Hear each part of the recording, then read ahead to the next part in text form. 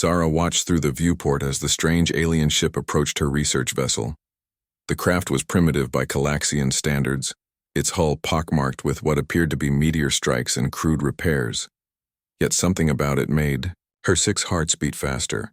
As Chief Science Officer of the Galaxian Exploration Fleet, Zara had encountered 17 different species, but humans were new. Their world had only recently been discovered on the far edge of the galaxy, and this was first contact. Alert all stations, she commanded, her voice calm despite her excitement. Prepare for possible boarding, but weapons remain inactive. This is a scientific mission, not military. Her second in command, Nexal, clicked his mandibles in concern. The scanners show their weapons are active. Commander, should we raise shields? No, Zara said. They are in unknown territory. It is natural they would be cautious. The communication panel chimed. A translation program activated automatically. This is Captain Lily Mason of the Earth vessel Pioneer. We come in peace and seek to establish friendly contact with your species. Zara stepped forward, her tall, slender form casting a shadow across the command deck. I am Commander Zara, lead scientist of the Galaxian research vessel Starlight. We welcome you and offer safe passage. The human ship docked with surprising precision for such primitive technology. When the airlock opened, Zara got her first real look at humans. They were smaller than Galaxians with no protective exoskeleton. Their skin was soft and vulnerable in various shades of brown and pink. They had only 2 arms instead of 4, and moved with an unusual gait. The one called Captain Lily stepped forward. She had golden hair pulled back. From her face and eyes, the color of Galaxian oceans, Zara noticed immediately how exposed the humans were. No natural armor, no visible weapons, yet they carried themselves with confidence. Welcome aboard the Starlight, Zara said, gesturing with her upper arms while her lower pair remained in the traditional greeting position. We are honored by your visit. Thank you for receiving us, Lily replied. We have brought gifts from Earth as a token of friendship. The humans presented containers of plants, liquids, and small objects that Zara would study with fascination in the coming days. Over the next cycle, Zara spent many hours with Lily, learning about humans, their planet called Earth, their history, their biology. She was particularly intrigued by their emotional responses, which seemed more varied and intense than those of Galaxians. They walked through the research deck where specimens from across the galaxy were displayed in preservation fields. Your ship is amazing, Lily said. The technology you have would take us centuries to develop. Zara felt a flutter of pride. You are young as a spacefaring species, but you learn quickly. Lily stopped at a display showing a fearsome predator from the ice world Kronos. Its razor teeth and massive clawed limbs were frozen in an attack posture. What happened to these beings? Lily asked, her voice quiet. They resisted integration, Zara explained. They attacked our scientific outposts, so we were forced to subdue them. It is rare, but sometimes species cannot accept the natural order. Lily turned, her eyes suddenly sharp. What natural order? The hierarchy of intelligence, of course. Zara said, surprised by the question. The Galaxian Empire brings peace, progress, and protection to all worlds under our influence. Some species require more guidance than others. Lily said nothing, but Zara noticed a change in her posture. A stiffening, a subtle shift that her scientific mind immediately catalogued as significant. That evening, as Zara reviewed the data from her observations, she was interrupted by an alert. Nexal appeared at her chamber entrance, his exoskeleton clicking as he moved rapidly. Commander, the humans. They have returned to their ship without notice. They are preparing to disengage. Zara rushed to the command deck. Send a message. Request they remain. We have only begun our exchange of knowledge. When no response came, she ordered a tractor beam activated. The human ship shuddered as the energy field surrounded it. Suddenly, their weapons powered up. A primitive but potent energy signature registered on the sensors. Release our ship immediately. Captain Lily's voice came through the comm system. This is not a request. Zara was confused. Why this sudden change? We offer you knowledge protection. Membership in the greatest empire the galaxy has known. There was a pause, then Lily responded. We have reviewed your database, Commander. We know what integration means to your people. Subjugation, experiments collection. Zara felt all 6 of her hearts quicken with alarm. The database was secured. How had they accessed it? You misunderstand, she began. Our methods are for the greater good, we understand perfectly, Lily replied. We will not become another specimen in your collection. The sensors blared as the human ship fired a concentrated energy burst directly at the tractor beam emitters. The precision was unexpected. The beam collapsed. Before Zara could respond, the human ship disengaged its docking clamps and accelerated away at speeds that should have been impossible for such a vessel. Track them, Zara ordered. They cannot be allowed to return to their homeworld with misunderstandings about our intentions. The pursuit lasted 3 days. The human ship was surprisingly elusive, using asteroid fields and radiation pockets to confound sensors. When the Calaxians finally cornered them near a dense nebula, Zara expected surrender. Instead, the small vessel turned to face the much larger Calaxian ship. What are they doing? Nexal asked. They cannot hope to win against us. Prepare capture protocols, Zara said. We will bring them aboard and explain properly. Before the order could be carried out, the human ship launched multiple small objects toward the starlight. The sensors identified them as simple metal containers, harmless, Nexal said. Zara was not so certain. Activate shield, she commanded. The containers detonated just outside their shield perimeter, releasing an electromagnetic pulse of unexpected strength. The starlight systems flickered and failed computer controls, navigation weapons all went dark. By the time emergency systems came online, the human ship had vanished. 1 solar cycle later, Zara stood before the High Council explaining the encounter. They accessed our secure files without detection. She concluded. They disabled our systems with primitive but effective technology, and they escaped using maneuvers our tacticians are still studying. The High Counselor leaned forward. Were they truly so dangerous, or were you simply careless? Commander. Neither. Zara said they were different. Their responses did not follow expected patterns. When they perceived a threat, they did not show fear. They showed resolve. You speak as if you admire these creatures, the counselor said with disapproval. Zara chose her words carefully. I believe they represent something unique. A species physically vulnerable yet unnaturally confident. They lack natural defenses yet act as if they fear nothing. Even when facing a superior force, the council chamber fell, silent as the implications settled. We must learn more about these humans before they learn more about us, Zara said, and we must approach with caution. They do not respond to intimidation as other species do. Later, as Zara returned to her laboratory, she reviewed the visual recordings of Lily. The human captain had shown no fear when challenging a vastly superior vessel. It defied all biological logic. Zara opened a new research file and began to type, Humanity represents an evolutionary anomaly. Their physical vulnerability has not produced the expected behavioral caution. Instead, they display confidence beyond their capabilities. Question: why aren't humans afraid when they have every reason to be? The answer would change everything. 6 lunar cycles had passed since the encounter with the human ship. Zara had been reassigned to a special research division, focused solely on studying the mysterious species.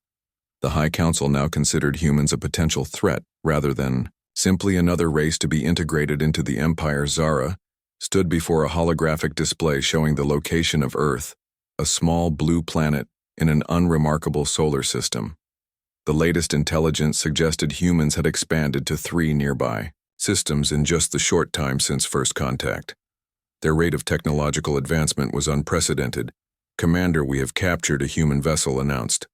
Drell, her new security chief, a small scout ship. 2 occupants, both alive. Zara felt her hearts quicken with excitement. Bring them to the secure laboratory, she ordered. All staff must follow xenobiological containment protocols. Remember, these beings are unpredictable. The humans were transported to the research station in stasis pods. When the first pod opened, Zara observed a female human with dark skin and curly black hair. She appeared young even by human standards. The second pod contained a male with lighter skin and short brown hair. Both wore simple gray uniforms with blue insignia A's. The humans regained consciousness. Zara noticed their first reaction was to look for each other, not to assess their surroundings. This immediate concern for their companion rather than self-preservation was noted in her observation log. The female spoke first. "Where are we?" Her voice remained steady despite their situation. "You are aboard the Calaxian Research Station Nebula." Zara replied, "We mean you no harm. We wish only to understand your species." The male human stood straighter. "Are we prisoners?" Zara considered the question. "You are subjects of scientific inquiry. Your safety is assured as long as you cooperate. My name is Commander Zara, lead xenobiologist." The female human stepped forward, surprising Zara with her boldness. "I am Lieutenant Kate Bell. This is Engineer Pat Wilson. We are members of the Earth Exploration Force." Zara gestured to the observation room. "Please follow me. We have prepared comfortable quarters for you." The humans exchanged glances, a silent communication that Zara found fascinating. They followed without resistance, but their eyes constantly scanned the surroundings, noting exits, security measures, and potential tools.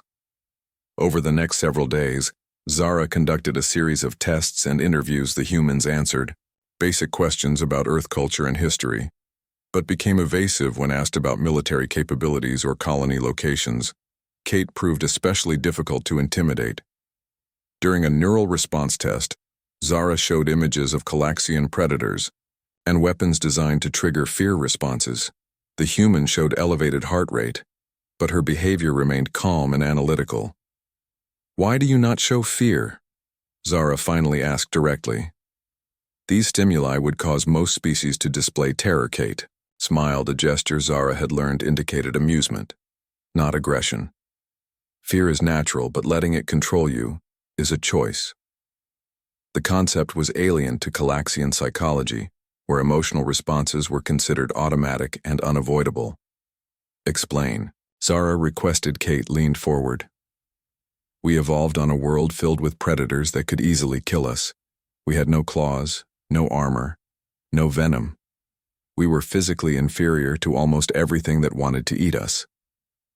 "Then how did you survive?" Zara asked, genuinely puzzled. "We learned to master our fear." Kate said simply running from danger wasn't enough. We had to think while afraid, plan while afraid, work together while afraid.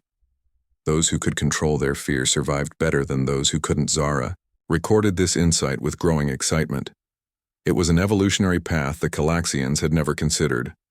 Their own development had focused on physical advantages, exoskeletons, toxic defenses, superior strength. Fear was a simple survival mechanism, to be obeyed, not managed. During the fourth cycle of captivity, Zara entered the observation room to find Pat attempting to access the environmental controls. She activated the security field immediately. "What are you doing? Just looking," Pat said with a casual shrug that Zara now recognized as forced relaxation. "It's interesting technology. You were attempting to escape," Zara said. Pat shrugged again. "Maybe. Or maybe I was just curious about how your systems work. Engineers like to understand things." Zara increased security after this incident, but found herself more intrigued than concerned. The humans continued to show remarkable adaptability. They had begun learning the Calaxian language without translation assistance.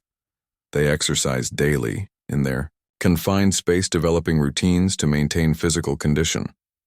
They even attempted to befriend the security staff. On the 10th cycle, Kate requested a meeting with Zara. "I have a proposal," she said when they were seated in the interview chamber. "You keep studying us, but you let us study you too." Fair exchange. Zara tilted her head. The concept of reciprocal research was unusual. Subjects did not study their researchers. We could teach each other. Kate continued. "You want to understand humans.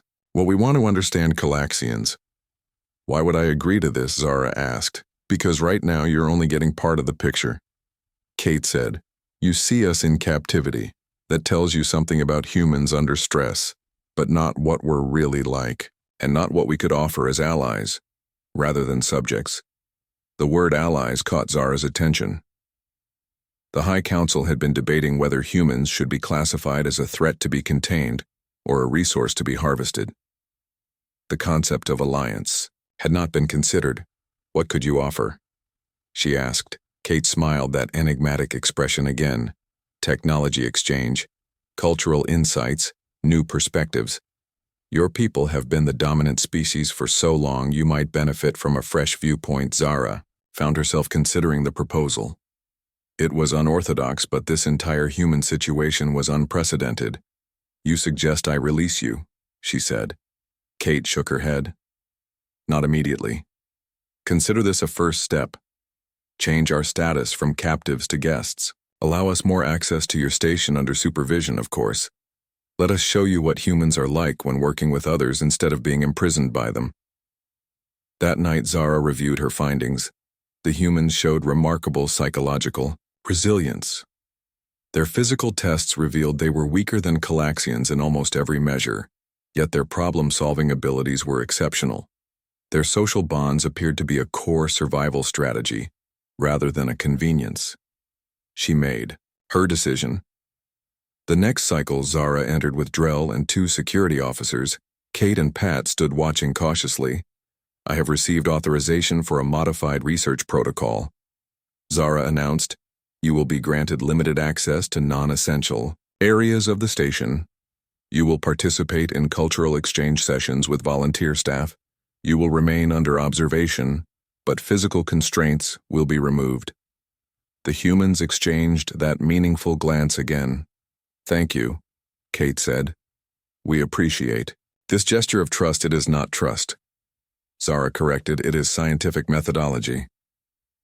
A new approach to understanding, Pat smiled. It can be both. As they left the containment area, Zara noticed something unusual about her own response. She felt neither fear nor the typical Calaxian sense of superiority. Instead, she felt curiosity, a genuine desire to understand these strange, fearless creatures. When she reported to the High Council that evening, she included a new recommendation: reconsider classification of humans from potential threat to potential partners. The counselor seemed shocked. Explain your reasoning. Commander Zara chose her words carefully. Their adaptability and psychological resilience make them unsuitable for traditional integration. Their technological advancement rate suggests they will soon match our capabilities. It would be more advantageous to establish positive relations now than face conflict later. As she spoke, Zara realized she was advocating for humans, a species she barely understood. This was not typical Calaxian behavior. Something about these creatures had changed her perspective. The question that had begun her research remained unanswered. Why aren't humans afraid when they should be? And now another question joined it. Why was she beginning to admire this trait?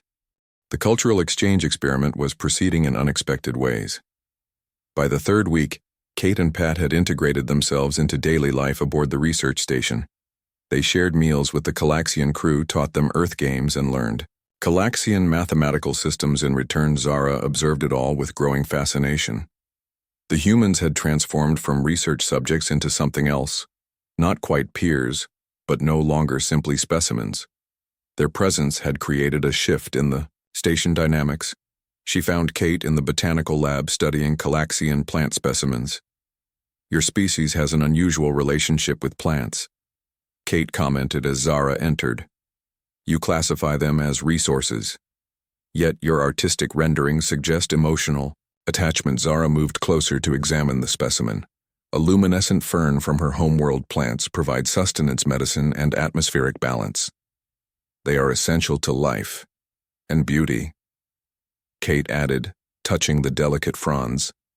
They provide beauty. This human tendency to find aesthetic value in functional things continued to surprise Zara. Calaxians appreciated efficiency and utility. Beauty was a secondary consideration at best. We have similar specimens on Earth, Kate said. Some plants evolved to glow to attract insects for pollination. Zara made a note of this convergent evolution was always significant. Do you miss your world? The question slipped out almost involuntarily. It was not a scientific inquiry, but a personal one. Zara had never asked a research subject about their feelings before. Kate looked up, her eyes reflecting the blue glow of the plant. Yes, I do. Our mountains, our oceans, the feeling of wind. Our world is beautiful in ways I can't fully describe. Zara felt an unfamiliar sensation, a type of empathy she normally reserved for her own kind. I would like to see your Earth someday. As a researcher, of course, Kate smiled, a genuine expression that caused small wrinkles around her eyes. In that case, I hope you'll visit as a guest, not as an invader. The comment created an uncomfortable silence. Zara was aware that the High Council was still considering military options regarding Earth. The humans likely suspected this. Later that cycle, Zara found Pat working alongside Galaxian engineers. He had been permitted limited access to non-essential systems and had quickly demonstrated an intuitive understanding of technologies that should have been beyond his comprehension. Your propulsion system is fascinating, he said, when he noticed her watching. The way you manipulate quantum fields is similar to theories our scientists were just beginning to develop. You learn quickly, Zara observed. Humans are adaptable, Pat replied. We have to be. We can't regrow limbs or survive extreme temperatures without technology. So we compensate by understanding our environment and changing it to suit our needs. This conversation was interrupted by an emergency alert. All personnel report to emergency stations, unidentified vessels. Approaching, Zara hurried to the command center with Pat following behind. Despite protocol stating he should return to his quarters, the displays showed 3 ships of unknown configuration approaching at high velocity. Not Galaxian, Pat said immediately. Not human either. The station's commander, Vorax, turned to Zara. Keep your specimens contained. Commander, we have a situation. They are guests, not specimens. Zara corrected, surprising herself with her defensive tone. And the male has engineering expertise. That might be valuable. Before Vorax could respond, the unknown ships opened fire. The research station rocked under the impact shields. Failing, announced the security officer. Primary power grid damaged. Identify attackers. Vorax demanded visual scanners. Showed insectoid creatures with multiple limbs and compound eyes. Drakari pirates. Vorax said. They target research stations for technology. Another blast hit the station, more powerful than the first. Emergency lights flickered on as main power failed. Zara found herself thrown against a control panel. Kate appeared at her side, helping her up. Your security protocols. Pat said, addressing Vorax directly. Can your weapon systems operate independently of main power? Negative, the commander replied. We are a research station, not a warship. Kate and Pat exchanged looks, then Kate spoke. We can help, but we need access to your communications array. Why would I trust you with critical systems? Vorax demanded. Because right now you have little choice, Zara said. The words felt strange but right.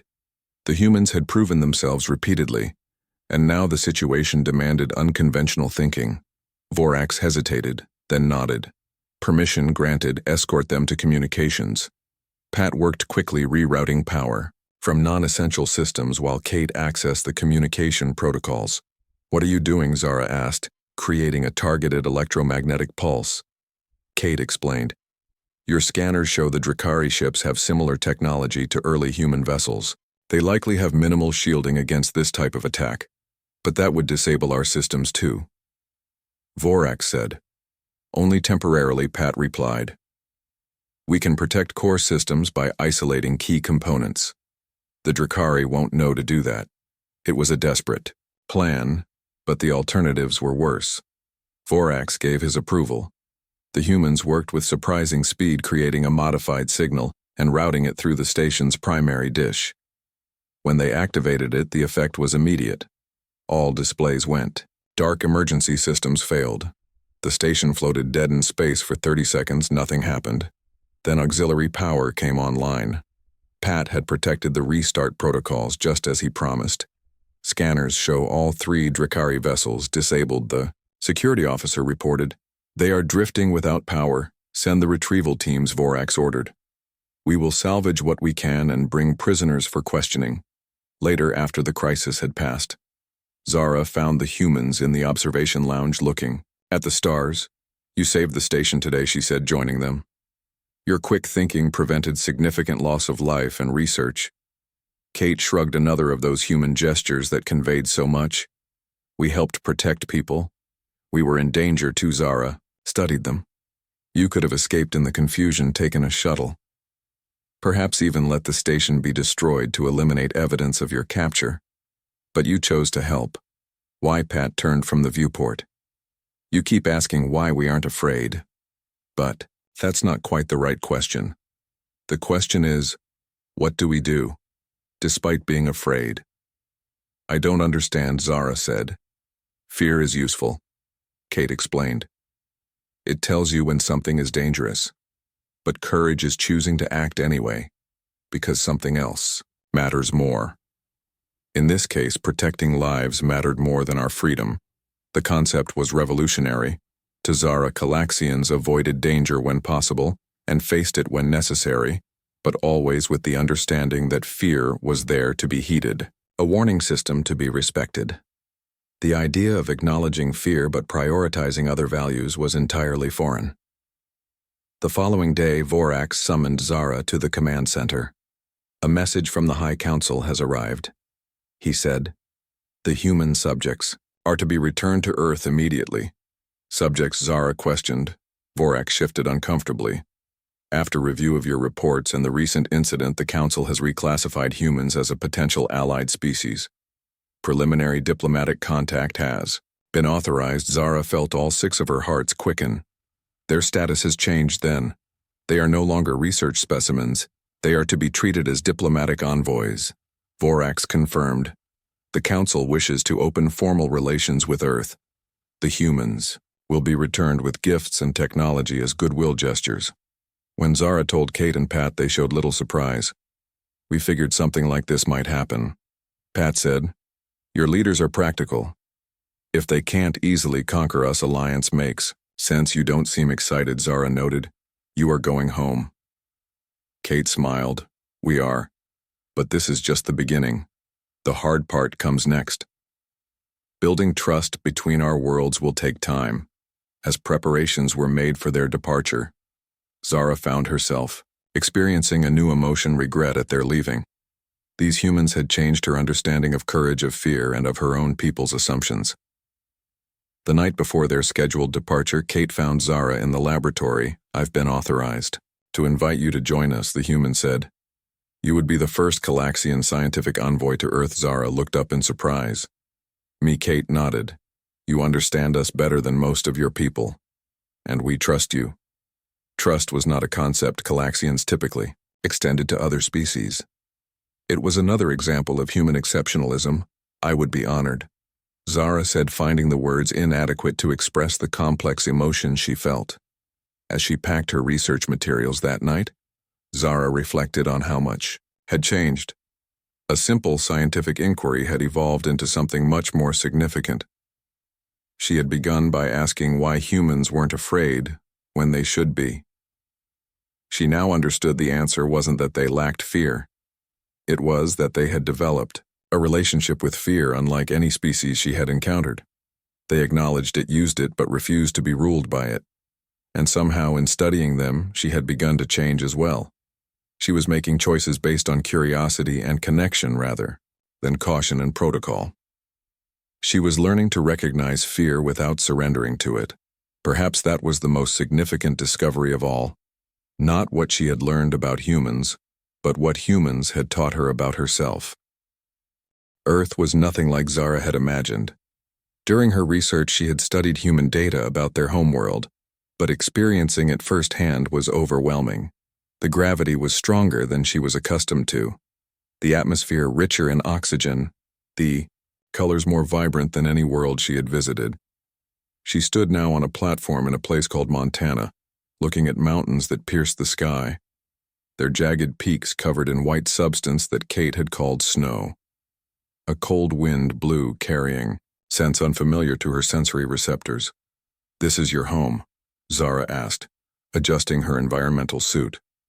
The Calaxian physiology required modifications to function comfortably in Earth conditions. Kate smiled. Not exactly. I grew up in a place called Arizona. Much warmer than this, but this is where the Earth Diplomatic Center was built after first contact, neutral ground away from major population centers.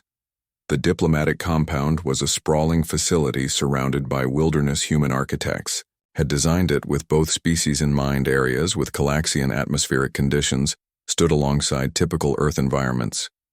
The structure itself blended technology from both worlds. As the official scientific envoy, Zara had been given quarters in the research wing. Her assignment was to learn everything possible about humans while sharing non-military Calaxian knowledge in return. The exchange had been carefully negotiated by both governments. Zara was introduced to her research partner, a human scientist named Helen Gray, a specialist in xenobiology with bright red hair and green eyes. The two were to collaborate on joint studies. I have reviewed your preliminary work on human psychology, Helen said during their first meeting. Your insights about our fear responses are fascinating, though not entirely accurate. Zara tilted her head, a gesture she had adopted from humans. Please elaborate. Helen activated a display showing brain scans. Humans don't actually have less fear than other species. Our neurochemical fear responses are quite strong, but we've developed complex psychological and cultural mechanisms to process fear differently.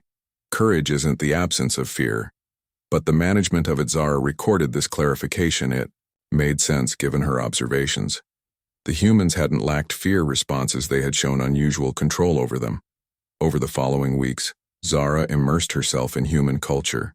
She visited their cities protected by her environmental suit. She observed their art, their music, their strange rituals of social bonding. She was particularly fascinated by their diverse religions and philosophical systems. She joined Helen at a gathering called a barbecue where humans cooked food outdoors and engaged in social bonding. Pat was there with other engineers. Kate had been called to a military briefing. The humans welcomed Zara with curious warmth. While some seemed cautious, most were eager to learn about her world. Her presence was treated as an honor rather than a threat. This contradicted all Calaxian assumptions about first contact protocols. Your species is unusually accepting of aliens, Zara commented to Helen as they watched the others play a game involving a small white ball and wooden sticks. Helen laughed. We've been imagining meeting aliens for centuries. Our fiction is full of it. Some stories show peaceful contact, others show conflict. But it prepared us psychologically for the reality. That might be another difference between our species. We imagine possibilities before they happen. This concept of fiction as preparation was fascinating to Zara. Calaxians documented and analyzed. They did not typically create imaginary scenarios for entertainment or preparation. Their conversation was interrupted when an alarm sounded. Emergency lights activated across the compound. Attention all personnel. Helen's communication device announced, unidentified vessels have entered Earth space. All civilians report to shelter areas. All military personnel to defense stations. Zara felt her heart's race. The High Council had assured her no Calaxian military action was planned against Earth. Had they deceived her? Helen grabbed her arm. Come on, we need to get to the bunker. As they hurried across the compound, Zara saw humans moving with purpose but without panic. Security personnel distributed weapons. Communication officers coordinated responses.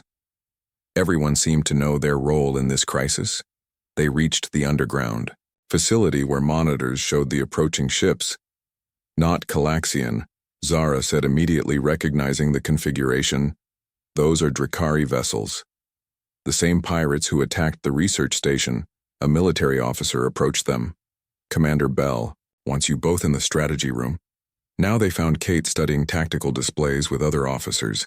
The screens showed 12 Drakari ships approaching Earth in attack formation. They followed us here, Pat explained when he saw Zara. They must have tracked the diplomatic vessel. How did they get past the early warning systems? Kate asked. Zara studied the display. They use a phase-shifting technology to mask their approach. It was developed to avoid Calaxian patrols. Can your people help us? Kate asked directly. Zara hesitated. The diplomatic protocol strictly limited military assistance, but these were the same pirates who had attacked a Calaxian facility. The High Council would consider them a common enemy.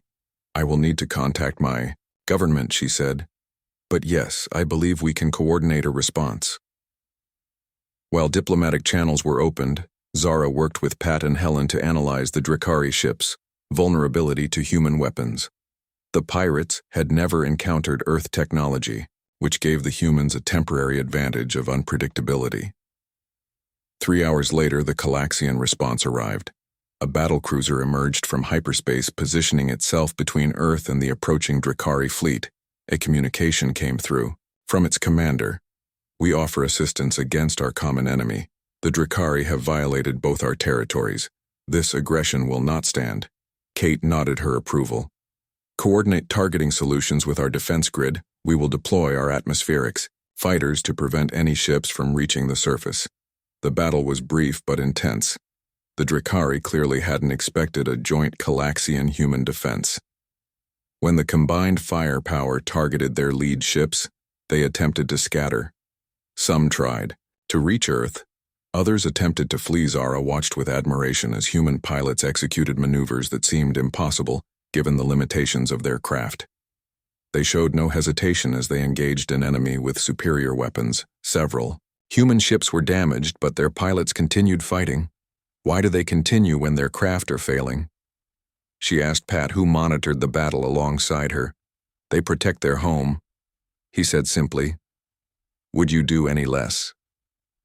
The combined defense was successful. No Drakari ship reached Earth. Though 2 escaped, most were captured or destroyed. The human casualties were minimal thanks to their coordination with Calaxian forces. In the aftermath, Zara found herself included in the victory celebration. Human custom apparently required acknowledgement of successful cooperative efforts. The diplomatic compound hosted representatives from both species as they discussed the battle and its implications. The Calaxian commander approached Zara. "Your assessment of humans was accurate," he said. "They fight with unexpected skill. Their fear control gives them tactical advantages." Our warriors' respect. Zara felt pride at this acknowledgement. When she had first begun studying humans, she never imagined her research would lead to battle coordination. "The true test of alliance comes after danger has passed," Helen said, joining them. "We fought together. Now we must build together. That requires more courage than battle." The human was right, Zara realized. Fighting alongside someone was simpler in many ways than creating lasting peace. Trust was harder to build than tactical coordination. In the following days, the diplomatic talks accelerated. A joint defense initiative was proposed. Technology exchange programs expanded. Research collaboration deepened. Zara found her role changing. She was no longer simply an observer, but a bridge between worlds. Her understanding of both species made her valuable to the growing alliance. One evening, as she stood watching an Earth sunset, a display of colors unlike anything on her homeworld, she sensed Kate approaching. "Beautiful, isn't it?" Kate said. Zara nodded. "Every day your world surprises me. The colors, the sensations, the life forms. All so different from my home." Kate was quiet for a moment. Then she asked a question Zara had not anticipated. "Now that you've lived among us, do you understand why we weren't afraid when we should have been?" Zara considered carefully. "I believe I do. Your courage isn't from lack of fear, but from something greater than fear. Your connection to each other. Your determination to protect what you value. Your curiosity that overcomes caution." Kate smiled. "Your people value stability, predictability, control. Ours value exploration, possibility, connection. Different evolutionary paths leading to different priorities, and yet here we stand together," Zara said. "As allies, because we each have something the other needs." Kate replied, "You have technology and knowledge accumulated over millennia. We have adaptability and perspective from our younger civilization. Together we are stronger than either would be alone." As darkness fell over the mountains, Zara realized how much she had changed since first encountering humans. She had come seeking to understand an alien species and had discovered new aspects of herself and her own people. The question that had started her journey, why aren't humans afraid when they should be, had evolved into a deeper understanding. Fear existed in both species, but humans had learned to balance it with other values: hope, curiosity, connection. One Earth year had passed since the Drakari attack. The alliance between humans and Calaxians had grown stronger with each cycle. Joint scientific missions explored space together. Trading vessels moved between their worlds. Cultural exchanges brought artists, musicians, and scholars to both planets. Zara had become one of the most respected diplomats in the alliance. Her understanding of both species made her uniquely qualified to bridge misunderstandings and facilitate cooperation. She had adapted to Earth conditions, requiring her environmental suit less frequently, as Calaxian medical science developed treatments to help their people function in Earth atmosphere. Today she stood in a crowded auditorium at the newly established Interspecies University of Montana. The room was filled with both humans and Calaxians gathered for her presentation, the culmination of her research project titled Comparative Fear Responses and Evolutionary Psychology. As she moved to the podium, Zara saw familiar faces in the audience. Helen sat near the front beside Pat, who had become chief engineer of the first joint-designed spacecraft. Kate, now a commander in the Earth Defense Force, sat beside a Calaxian admiral, a sight that would have been unimaginable. When Zara first encountered humans, Zara activated the holographic display and began her address. When I first began studying humans, my primary question was simple: why aren't they afraid when they should be? I observed humans facing superior technology, dangerous environments, and overwhelming odds without showing the expected fear response. This question led me to discoveries about both our species that have implications beyond xenobiology. The audience listened attentively as Zara explained her findings, illustrated with data from hundreds of case studies and experiments. Calaxian evolution favored physical defense mechanisms.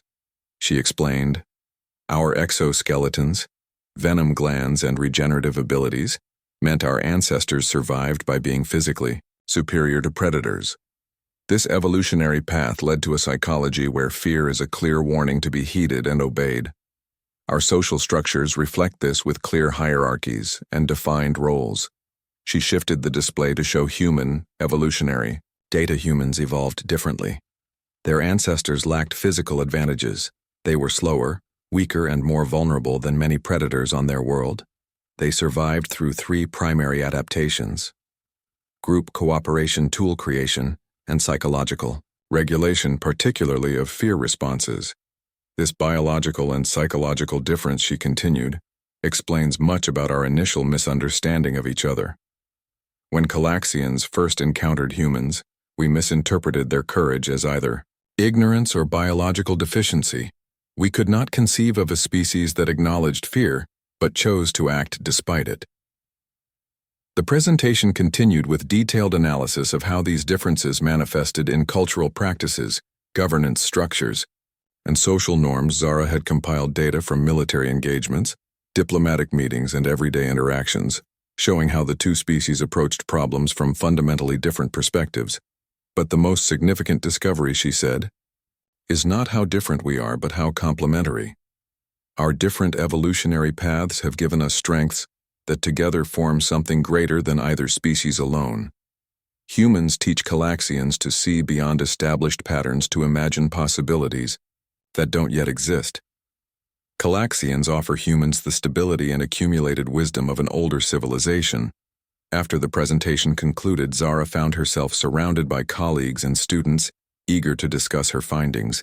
A reception had been arranged in the university gardens, an area designed to accommodate both species with environmental controls that allowed comfortable mingling. Helen approached carrying 2 glasses of liquid. I still can't believe you can drink our wine now, she said, handing one to Zara. The biochemical adaptations your scientists developed are remarkable. Zara accepted the glass. The taste is still unusual, but not unpleasant. I find I enjoy the sensation you call bitterness.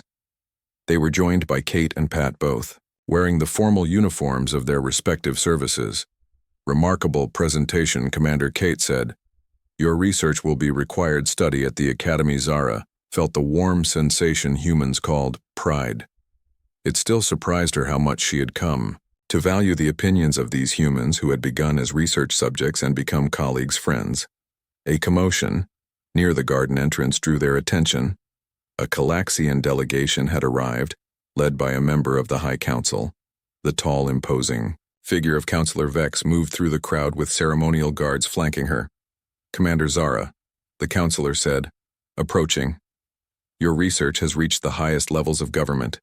Your insights have proven invaluable to the Alliance. Thank you," Counselor Zara replied with the traditional gesture of respect. "But the credit belongs to many. The humans who participated in my studies, my research partners, and those who first showed me that courage and fear could coexist." The counselor turned to Kate and the other humans. "I must admit, when first contact occurred, many on the council believed humans would be simply another species to study, perhaps to integrate into our empire. But you have proven to be something unprecedented, equal partners, with complementary strengths. We are stronger together than apart." Pat raised his glass. "That deserves a toast. To the Alliance, may it continue to grow," as glasses were raised. Zara observed the gathering. Around her, Calaxians and humans mingled, conversed, and collaborated. Some discussed scientific projects, others military strategy, others cultural exchange. Their differences remained evident in their biology, their mannerisms, their perspectives. But those differences had become strengths, not barriers. Later, that evening, Zara found a quiet corner of the garden. The night air was cool against her adapted skin. The stars above included the distant sun of her homeworld. She felt a complex emotion, neither fully human nor fully Calaxian. A blend of nostalgia for her world, appreciation for Earth, and anticipation for the shared future being created. Helen joined her, gazing upward. "Do you miss home?" "Sometimes," Zara admitted, "but I find I have created a new definition of home. It is not simply the world of my birth, but the place where I can contribute, where I can learn, where I can grow. This world has become part of that definition." Helen smiled. "I think that's very human of you." Zara considered this. Is it human, or is it simply the natural evolution of any intelligent species to expand their understanding of belonging? Perhaps what we thought were human traits are simply traits that emerge when any species reaches beyond their limitations. The research project that had begun with a simple question about fear had led Zara to profound insights about consciousness itself. Perhaps the truly significant evolutionary leap for any species was not physical adaptation, but the capacity to transcend biological programming, to choose responses rather than merely react. The following day brought news that would test this theory. The long-range sensors detected a new alien fleet approaching the solar system. Neither human, nor Calaxian, nor Drakari. This was a species unknown to both allies. The Joint Defense Command assembled quickly. Tactical displays showed the approaching vessels. Their configuration, technology, and energy signatures were unlike anything in either species' database. "First contact protocol or defense protocol?" Kate asked as the command team studied the data. Both. Zara suggested. "We prepare defenses, but we attempt communication. We offer friendship, but we show strength." The human and Calaxian admirals nodded in agreement. This balanced approach reflected the merged wisdom of both species, neither naively trusting nor unnecessarily aggressive. As messages were sent into space offering peaceful contact while defense grids activated, Zara realized how far both species had come. The humans had learned caution from the Calaxians. The Calaxians had learned adaptability from humans. Together, they faced the unknown. Not without fear, but with fear acknowledged and managed. Whatever came next, whether peace or conflict, they would face it together. Two evolutionary paths converged, creating something new, something stronger, something wiser. The unknown ships continued their approach. Their response to the greeting was still unknown. But Zara felt neither the pure caution of her Calaxian heritage nor the pure courage of her human colleagues. She felt a balanced readiness, a mindful preparation, an acceptance of fear alongside determination, purpose, and hope. This was perhaps the greatest gift the Alliance had created, not the technological advances or military strength, but this new way of being, this integration of different evolutionary wisdom, this transcendence of biological limitations. The question that had begun her journey had been answered completely. Humans weren't afraid when they should be, because they had learned that fear was only one factor in decision-making, one voice among many. They had developed the ability to feel fear, acknowledge it, and still choose based on other values. And now, through their example, Calaxians were learning this balance as well together. They watched the approaching ships ready for whatever came next, not fearless but fear-balanced, ready to extend friendship, ready to defend if necessary. Two species united by understanding difference, appreciating it, and growing beyond their separate limitations. The greatest discovery was not about humans after all. It was about what became possible when different evolutionary paths converged, when different kinds of minds learned from each other, when fear was neither ignored nor obeyed, but integrated into a larger understanding.